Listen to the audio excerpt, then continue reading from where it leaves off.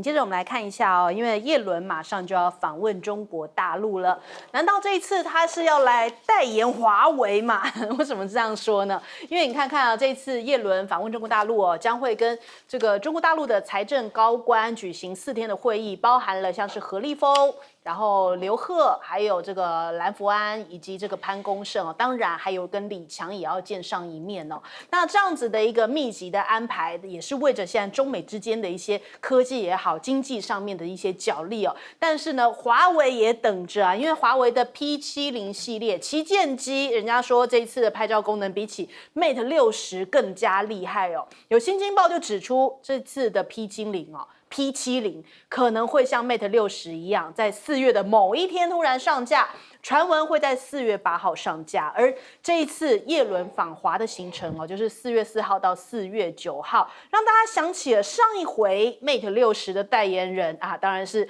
这个被拿来拍照，这个雷蒙多哦，被大陆网友合成变成了一个代言人，当时也是在他结束访问行程的倒数第2天哦，有这样的一个发布，所以人家讲说，会不会用同样复刻这种模式，在倒数第2天的行程，也就是在叶伦的行程当中看到 P70的消息呢？所以大陆的网友讲说，去年雷蒙多访华哦。被代言了这个华为 Mate 60，叶伦这次恐怕会比照办理来代言华为 P70哦。他说欢迎这个美国各个部长啊，也来为华为、小米、比亚迪这些企业多多代言哦。所以大家也现在蛮期待，有可能会有这个惊喜亮相这一幕。但是你看看中国大陆，他们也比较一下，叶伦来访跟另一位他们觉得就是老朋友这个施灵通的来访，被拿来做一个比较哦。这次的叶伦访华行程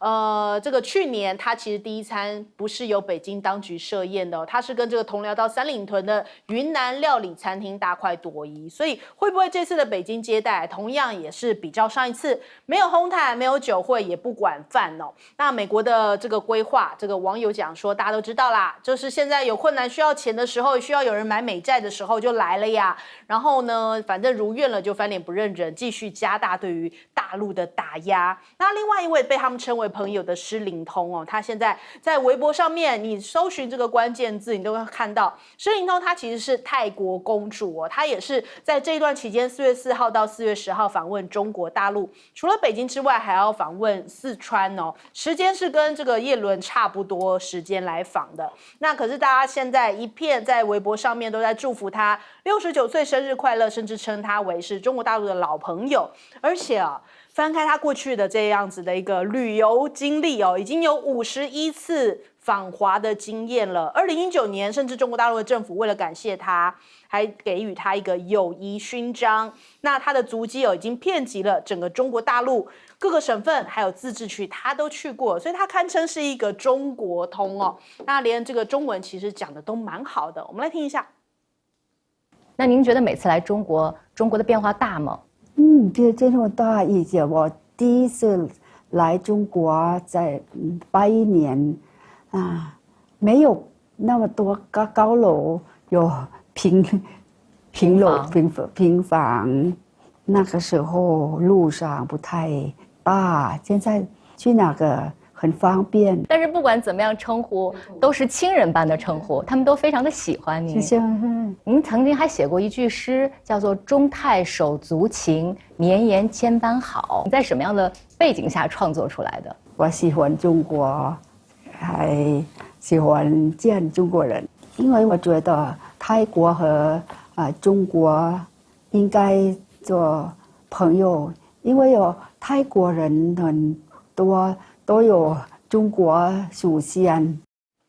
好，你看他甚至还会写书法哦。他在1975年中泰两国建交之后呢，他的母亲就告诉他，中国人读书求知哦，懂中文可以懂得更多的知识，所以他就开始在那个时间点就学习中文了。所以跟中国大陆结缘，自己还起了一个中文的小名，叫做小玉啊。那他26岁的时候，第一次访问中国大陆，成为泰国王室访华的第一人，甚至还跟这个邓小平哦握手有见面，留下了这样的历史性的一幕。2000年的时候，他到北大来研修中国语文这个1个月。然后学习书法、二胡、绘画，还有太极拳哦。这段期间的笔记哦，竟用完了8支的原子笔啊，非常认真的学习。而且呢，中国大陆有经过一个票选，就是10大国际友人，他当时哦还这个高票当选，变成中国大陆人民心中最爱戴的一个国际友人哦。所以感觉上面跟中国大陆的友好，当然这个大陆民众也都看在心里。不过叶伦来访的话，中国大陆的民间又是怎么看呢？官方又是怎么样应对呢？我们来问一下亮哥。我觉得叶伦不会有任何实质成果啦，就是来互相探情报这样而已啦。中国大陆见他也是要探情报啊，因为叶伦毕竟是学界出身呐，他虽然有时候还是会帮拜登辩护，拜登啊，可是他还是要根据道理来讲话啦。所以中国大陆也比较多人愿意跟他见面，那就是交换各方面的认知啊、意见啊，还有你认为政策的走向啊，所以他来，因为他当过这个联准会啊，所以他功力深厚啊，他绝对不是只来跟你了解什么财政啊、货币啊，他也要了解一些具体的，比如说，对未来复苏啊。对消费信心啊、投资信心的恢复，中国政府怎么看啊之类的，他很厉害的啦，所以我基本上认为他就是一个情报收集者了，那回去之后当然要做一些政策啊，那他也要看中国大陆有没有真正的所谓倾销行为啊、补贴啊，那他当然就要跟大陆做沟通这样啊，那基本上他比较受敬重啊，因为他没有那么强的意识形态，比如说。那个 Raimondo 那个商务部长跟戴奇就是整天跟斗鸡一样嘛，所以中国大陆故意去把那个 Mate 60 Pro 去跟 Raimondo 连在一起，是因为他让人讨厌所以我认为不至于对叶伦做这种事啦，因为 Raimondo 真的令人讨厌，那他就你看 Raimondo 隔了1年果然报仇啊，他对华为的那个中芯国际的半导体供应链现在全部制裁啊，因为他就是这样的人嘛。戴奇也是啊，所以我觉得不可类比啦。那4月8号刚好，如果4月8号这个 P70真的上市，那刚好是马英九见习近平。马英九也可以代言一下，我是举例了啊。这个施林通本来就跟大陆关系非常好，而且他在泰国也是。非常受欢迎的公主啊，实际上很多泰国人都认为说应该让她接王位啊，那可是泰国虽然没有明确规定女生不能接啦，可是传统还是都是男性啊，不然你看现在那个王室啊，那个王室有很多个人的一些行为啦、言行啊，事实上都是很有争议性的。施林通不是啊，施林通非常受尊敬啊，那实际上泰国真的是一个很特殊的国家啦，就是实际上泰国很多领导人，包括军人，包括政治人物都是华裔啊，就是他比较就是我们知道东南亚国家大部分都有或多或少的排华啦那泰国就是你只要改姓，融入泰文系统，那他就接受你了所以。以前那个他姓他就是华裔啊，所以事实上泰国本来就军界、政界、商界很多都是华人呐，施林通一定会知道啦，那像还有来台湾做很大，比如说普丰集团那也是华裔啊，所以我觉得本来关系就非常密切，泰国跟中国关系本来就非常密切而且它也是东南亚国家里面排华程度最低的啦。所以当然往来就很密切，那更何况现在那个排华历史已经结束了嘛，那现在是进入 RCEP 的阶段，然后中国现在也跟泰国做非常多方面的合作嘛，所以他本来就相当受欢迎不管在泰国跟中国都非常受欢迎的人。好，来问将军。叶伦到中国大陆去访问，表示美国在经济这一方面是目前蛮重视的，而且今年11月5号美国总统大选，那这个现在只剩下7个月了，一定要控制的只有2个，第一个就是通货膨胀不能高，现在目前今年的美国的通货膨胀是3.2，这算高了。因为如果通货膨胀太高，最终中产阶级跟小市民选票会跑掉，因为你物价上涨，大家受不了。因为60%的美国人是没有办法存钱的，都是月光族，发了薪水就花掉了，因为要交保险，要去缴税，另外一个就是要自己这个食衣住行要花费，就是我们讲的信用卡，要把信用卡缴掉啊。你60%是月光族，你现在如果通货膨胀太高不行，那现在通货膨胀，那现在美国的现在的1年期的利率是5.3%，利率也高嘞，利率不能再调高了，利率再调高的话，那这股票会下跌，因为你调高利率了，股票一跌之后，选票又跑掉了，所以利率也不能调高啊。那这样的话，利率那只能往下走，那要控制在一个相当的水准。那美国的今年的现在的国债是34兆，那他可能希望像中国大陆不要再抛售美国的国债了，因为美国的10年期的国债，它的利率是4.36，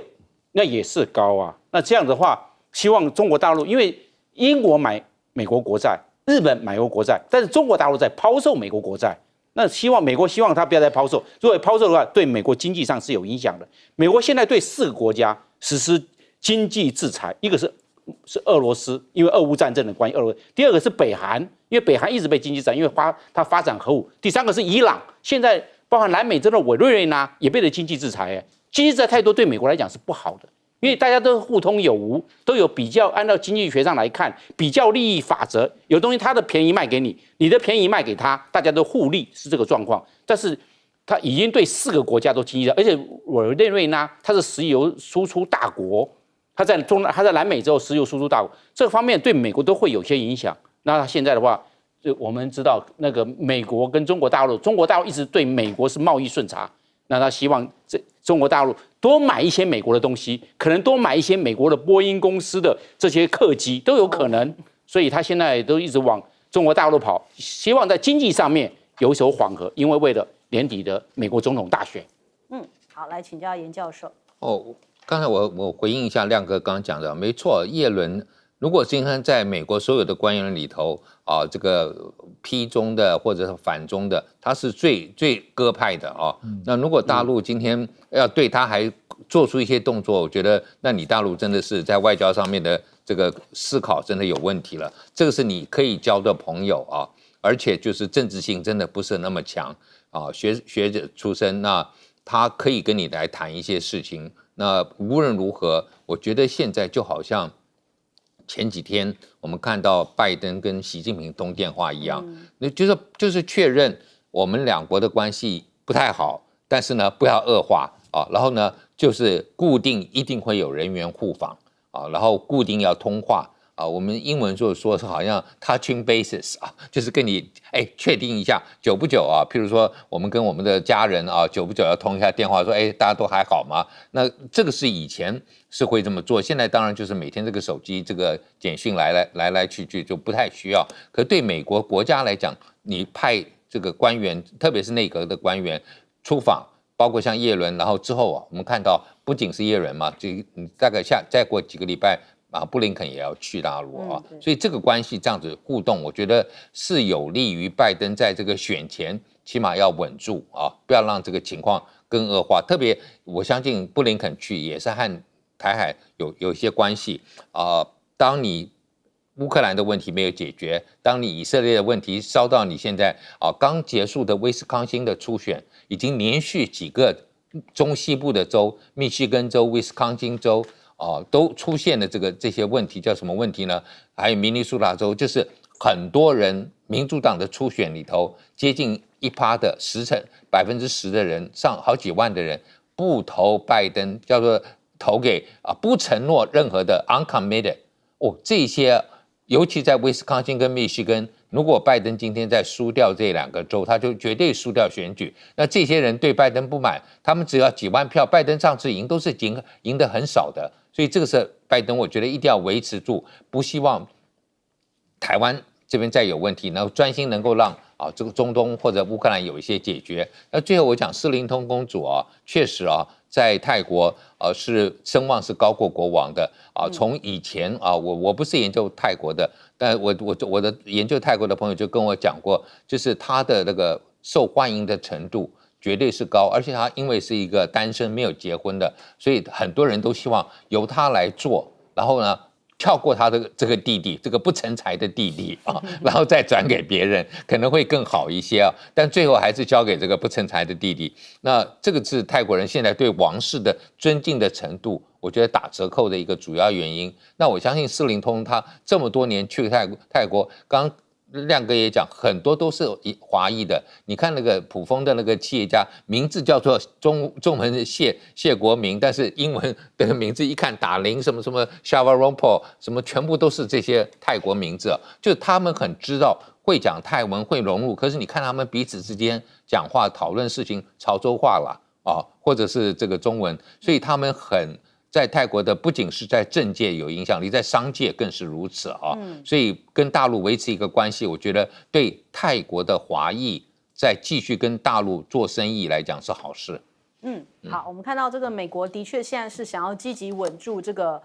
国际的局势哦，不只是对中国大陆，它其实现在也很希望能够稳住这个欧洲，甚至是这个中东哦。所以传出来这个苏利文本来是要访问沙特阿拉伯，结果没想到因为这个意外肋骨骨折，现在要推迟访问沙国的这样的一个行程哦。本来是本周就要出发啦，现在必须得要推迟。人家就讲说，这会不会背后有阴谋论呢？为什么这样子讲哦？因为其实，在3月21号，当时苏利文访问基辅的时候，俄罗斯它的飞弹攻击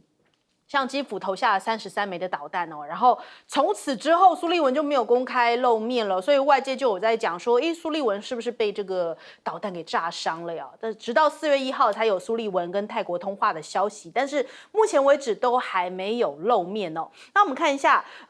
这个苏利文现在推迟了这个计划，但是呢，这个拜登的对手川普倒是很积极的跟沙国在联系哦。纽时就有报道啦，这个川普最近就跟这个MBS 沙国领导人通话了，目前尚不清楚他跟这个萨尔曼这个王储到底讨论了些什么。但是通话的消息在拜登政府跟沙国就中东和平计划进行谈判的时候，这个时间点传出来。其实，在2019年的时候，当时萨尔曼在大阪举行集团体的峰会的时候，就跟川普握手笑开怀，所以双方的关系其实蛮好的。所以是不是川普也是借由沙国来给拜登穿个小鞋呢？那另一方面，这个中沙俄当然这个现在是越走越接近了。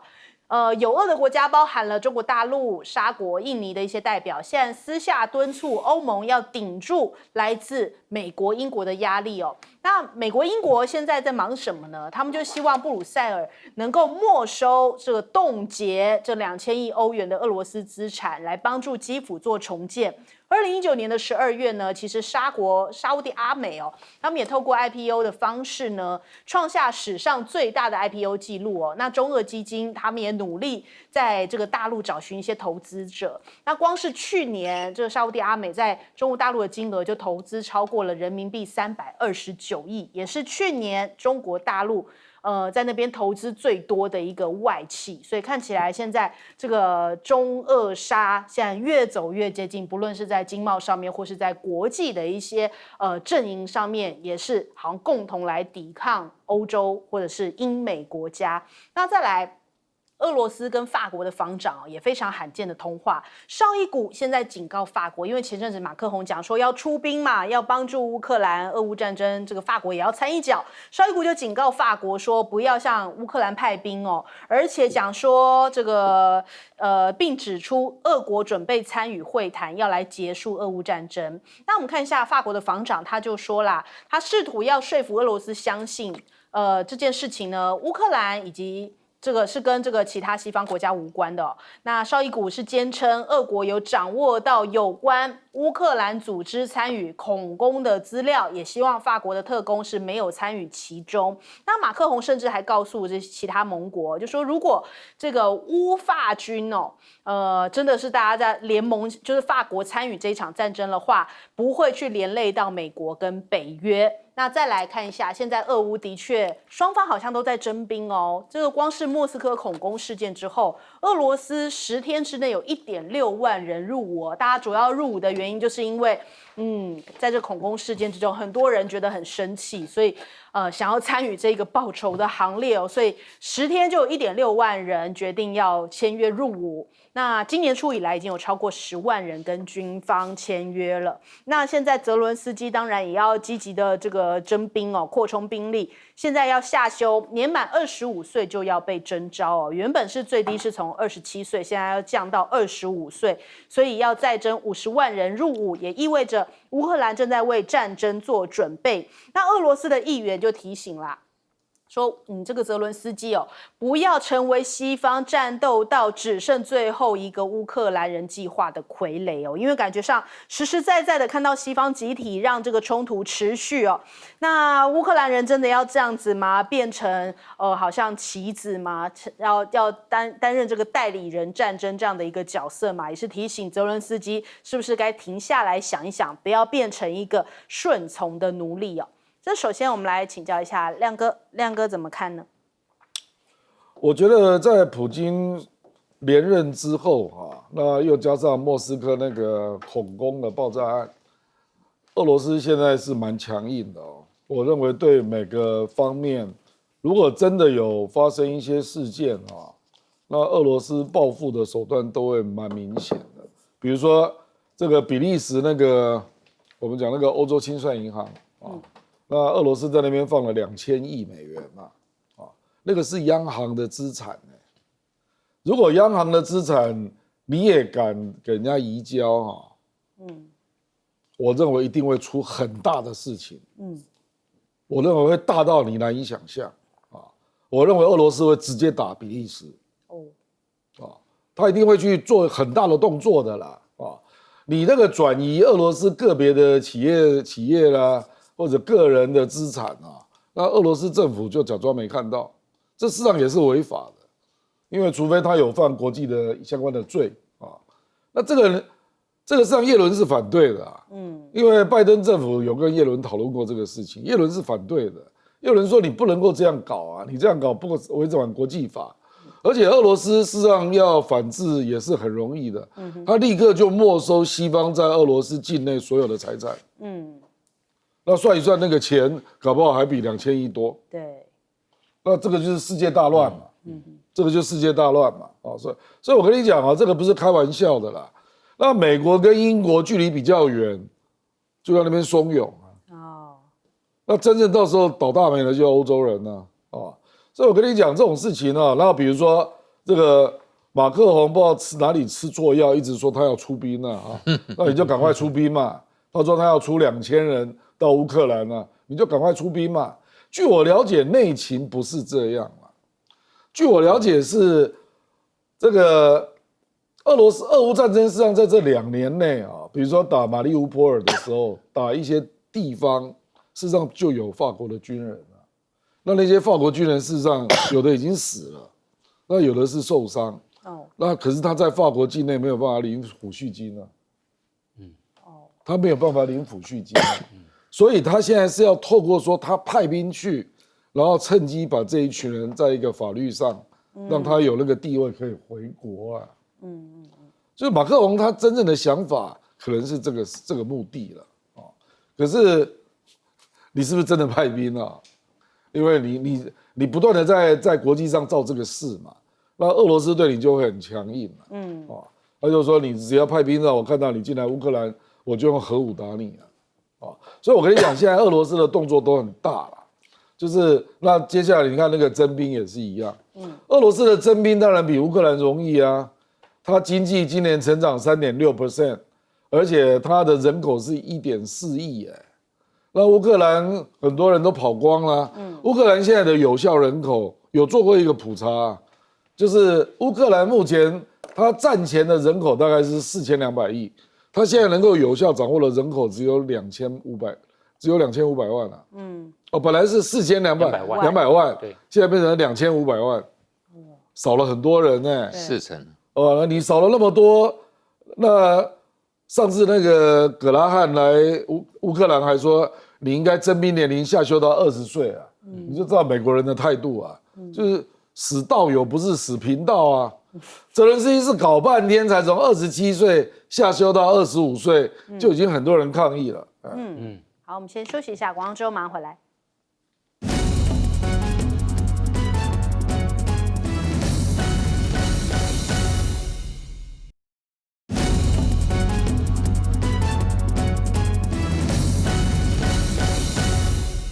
好，我们来请教一下将军哦，怎么看现在俄乌还持续在扩大征兵？对，俄乌战争已经打了2年多了，这就显现出乌克兰的国家战略错误。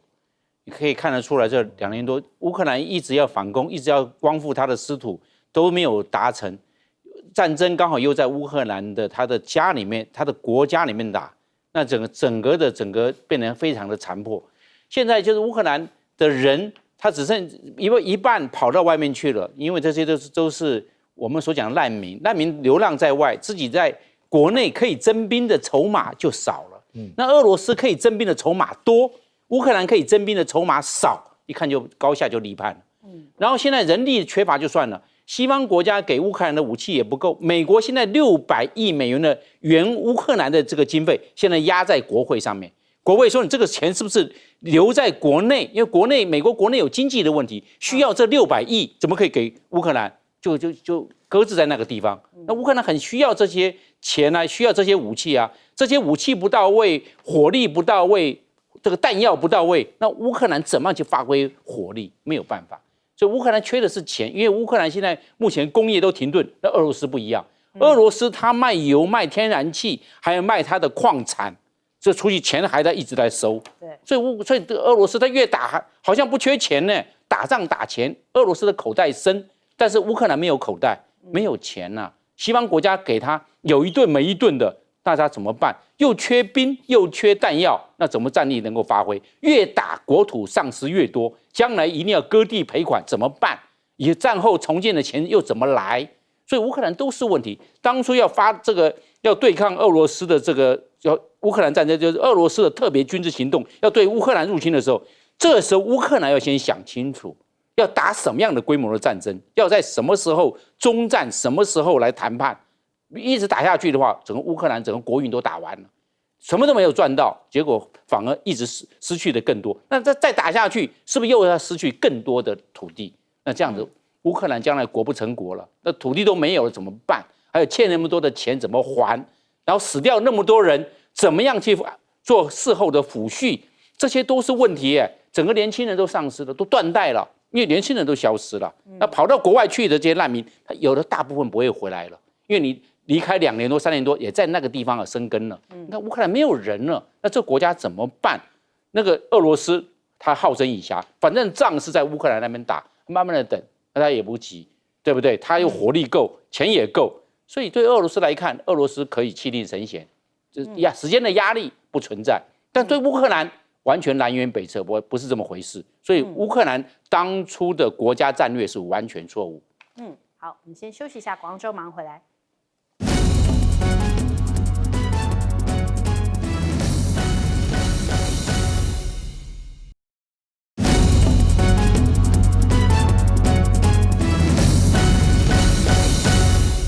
好，我们来问一下严教授怎么看这次苏利文访沙，真的有这个阴谋论吗？第一个，我觉得说美国过去啊，因为非常依赖沙烏地的石油啊，然后也加上这个沙烏地在中东扮演一个就是能够牵制一些我们讲像伊朗啊这样的国家，所以美国跟这个沙烏地可以容忍它很多的人权的问题。但是后来美国慢慢自己的石油自主率越来越高之后，好像对沙烏地就比较要求，所以你看上一次那个哈绍吉这个记者被杀了之后，美国对沙烏地的要求、人权的要求非常高。可是，川普就知道这种议题啊不要去碰，所以川普可以跟沙烏地谈得很好。结果拜登一上来我们看到沙烏地就给他穿小鞋。那石油的问题是再加上OPEC 的这个组织，虽然美国是石油大国，可是美国不参加 OPEC， 对，可是俄罗斯现在叫 OPEC Plus1， 就是俄罗斯跟着他们一起涨价，所以就是这个能源的议题，他们就有共同的利益嘛。然后再加上沙烏地是一个也是金融大国了，我们今天讲它这个，所以可以对俄罗斯有很大的帮助。那现在看起来，沙烏地觉得说，如果你美国继续给我穿小鞋，我今天跟中国跟俄罗斯的关系就会越来越好。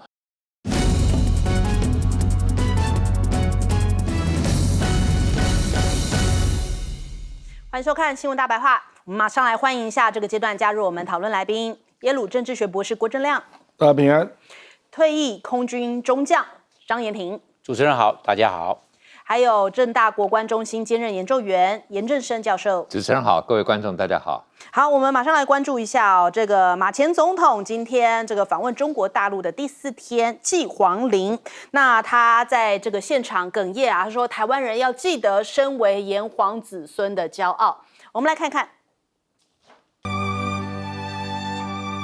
好，我们可以看到这个马前总统跟宋涛是一起献花，而且他这一次的献花的顺位是位在第4位哦，而且他接受这个媒体访问的时候是2度哽咽呀，因为他讲到这个，其实我们这个都是炎黄子孙，而且身为炎黄子孙，我们心中都有那一份的骄傲。所以我们看到中国大陆的这个中国日报网，他有讲到说这一次的公祭哦，这个筑牢中华民族共同体的意识，奋进中国式现代化的新征程为主题，来强调溯源、寻根，还有增强中华民族的凝聚力。那马英九前总统他也提到说，两岸和平、共赢共荣，同胞一体哦，也希望这一次来自台湾的年轻人更要记得我们中华文化跟中华民族的根源，以及身为炎黄子孙的骄傲。那下午的时段呢，他去参访中国大陆的绿能公司隆基绿能。那除此之外哦，其实你看到大九学堂的一些学生们哦，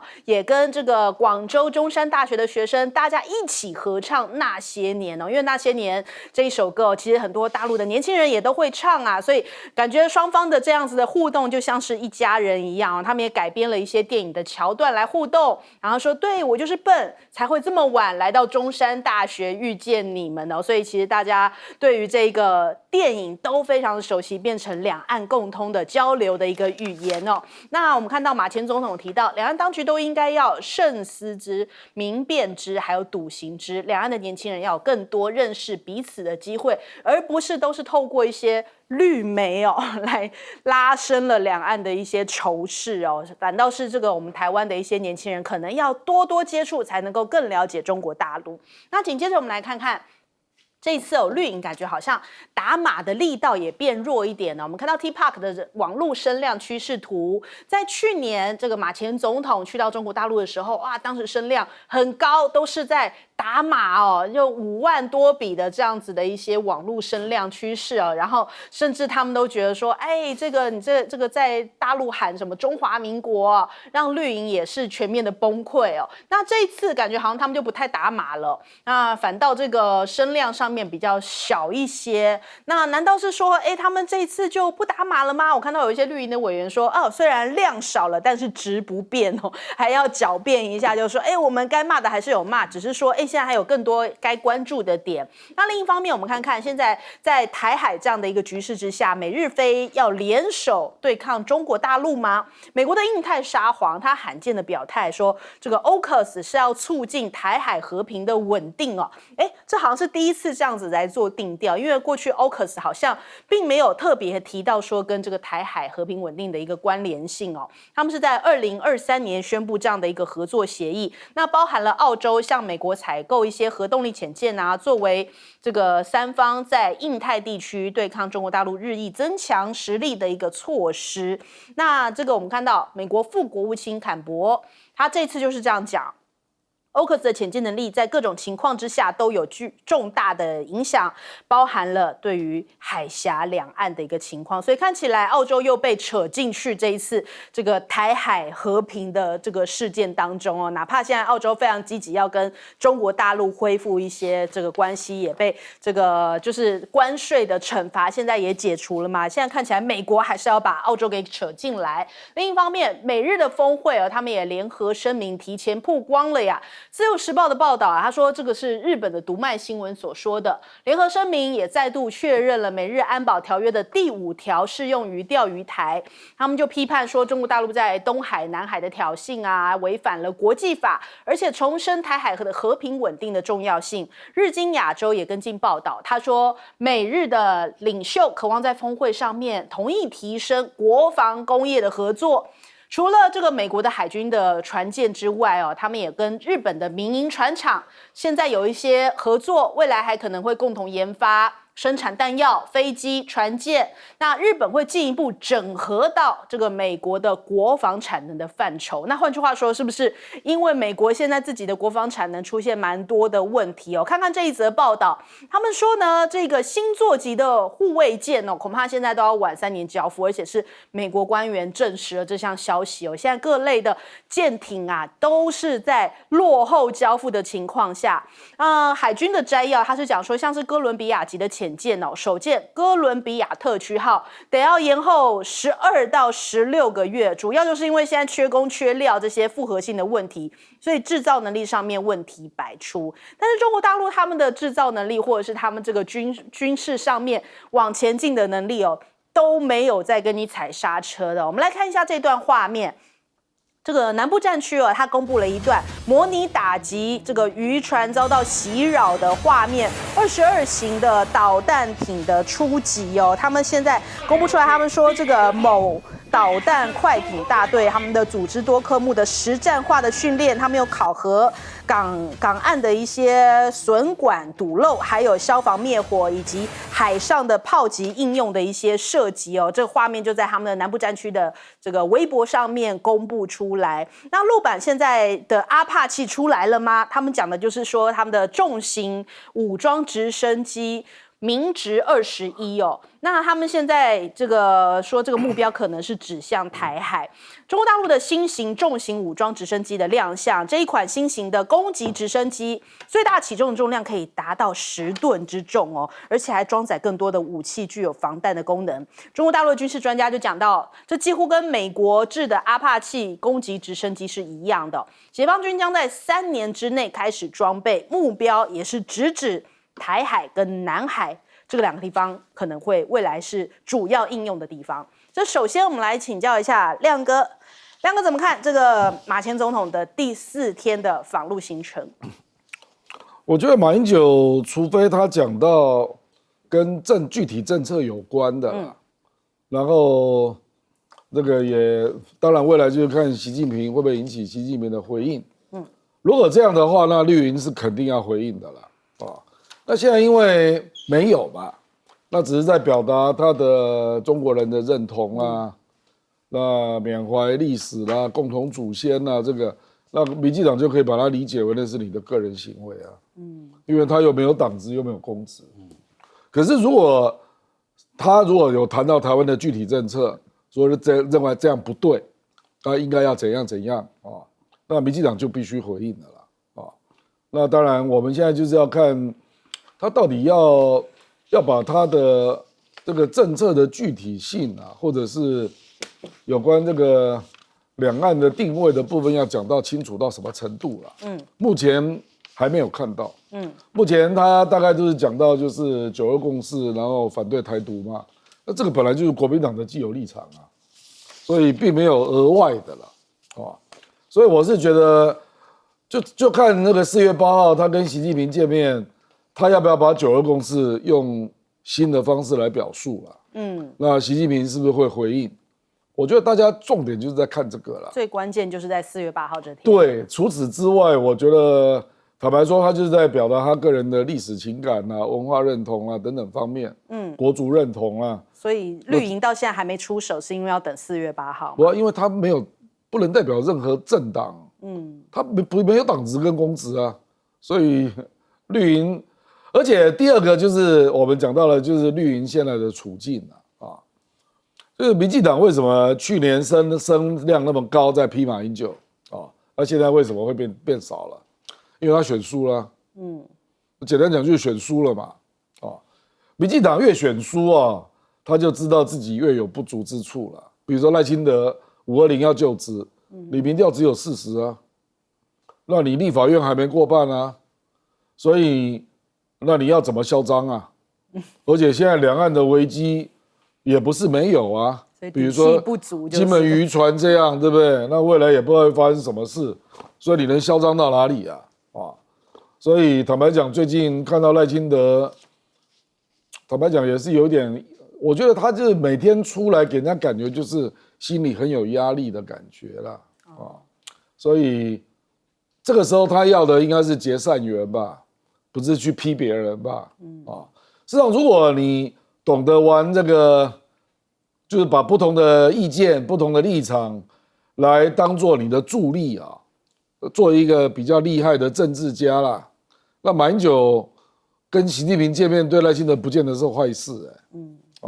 像我跟你讲哦，马英九第一次去马习会那是2015年11月那个第一时间绿营也是爆炸啊，让我印象很深嘛。那个许信良他紧急去见蔡英文，那他就跟蔡英文讲说，以后你如果有机会要跟大陆和解，搞不好这也是唯一的模式。就是讲最高领导人见面这个模式了所以你不要乱批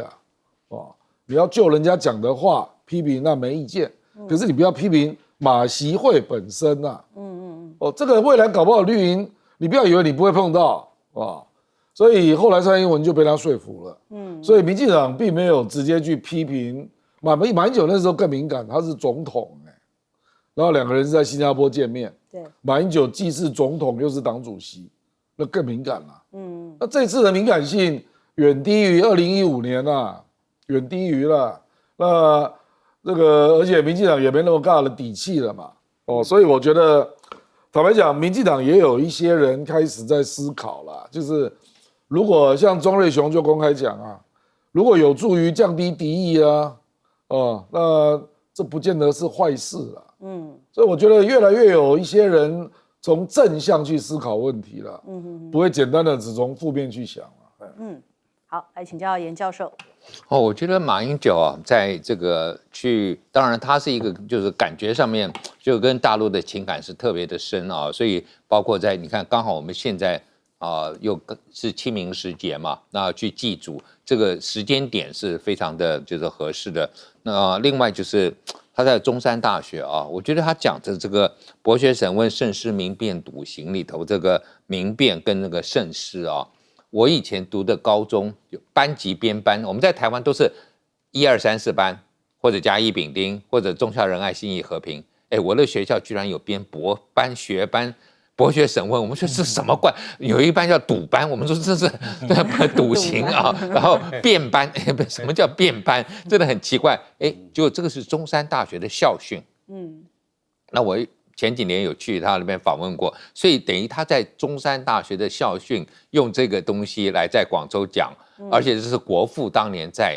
中山大学提的字，所以特别有感觉。那我觉得这一点他的幕僚的工作做得还不错，就是知道这个是对你们来讲是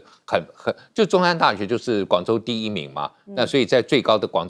东的最高学府，然后提到这些这个慎思跟明辨，我觉得是非常合适。那另外当然就是他希望是能够营造出还有一个就是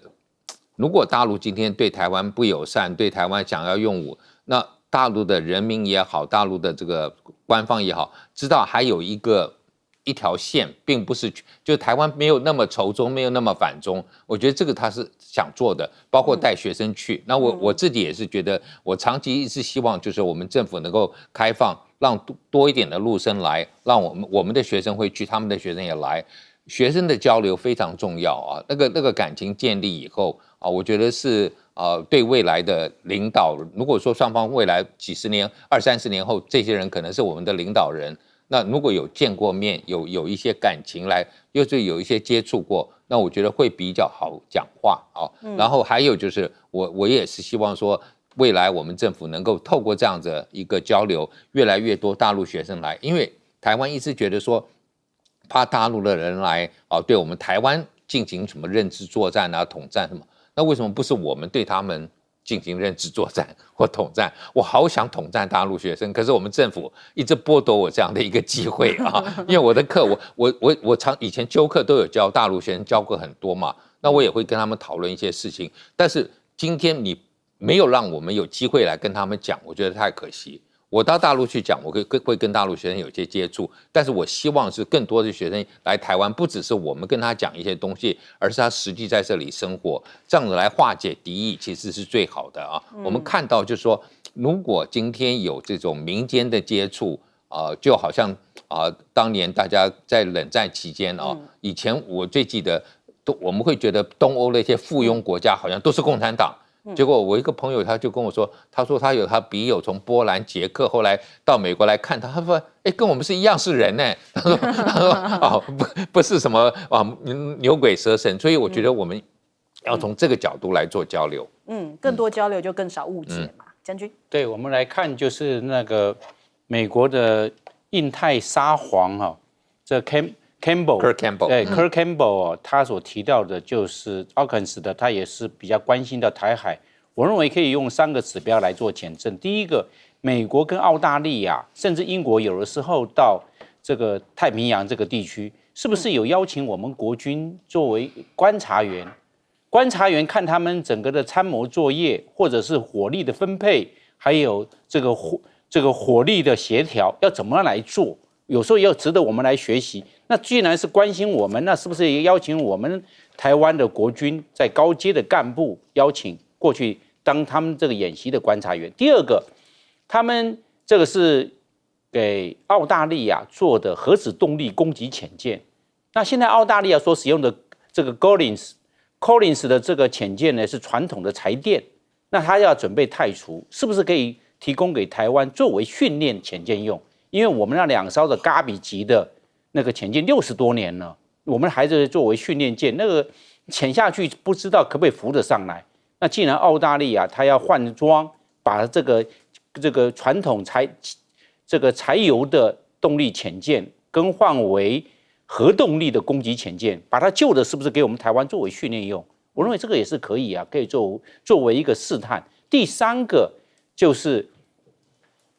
我们现在正在研发海鲲号，那海鲲号的射控系统对我们来讲是红区装备。那红区装备的这是澳大利亚跟美国甚至英国，可不可以协助我们在红区装备能够尽快到位？这样的话，我们的这个海鲲号的将来能够列入作战序列的速度是不是更快一些？我认为这3点呢，我们可以提出来。既然是关心我们台海的问题，又有这方面的这个实质上的这种说法，那我们要求他有这上面的3方面的配合嘛。第二个就是我们讲的这个中共的这直21，直21是直20的衍生型，它现在可以看得出来，它的这个立体的动作非常的快，因为它前面有水平尾，后面也有水平尾。一般来讲，直升机它只有这个垂直的这个我们讲螺旋桨在后面做平衡，但是它比较没有这个后面的水平尾，它2个都有，表示它立体动作非常的灵巧。第二个，它是串联式的这个前后座，那串联式前后座的话，可以后面的飞行员可以专心的操纵飞机，前面的武器操作官可以专心的对地打击，做战场主角或者是作战密接支援之用。所以这个我认为将来用在台海的可能性比较高，用在南海的可能性，因为它的南海的都是小型的岛屿，在这一方面，我认为可能性会比较小。所以我认为这个直21将来要用的话，用在台海的可能性是最高。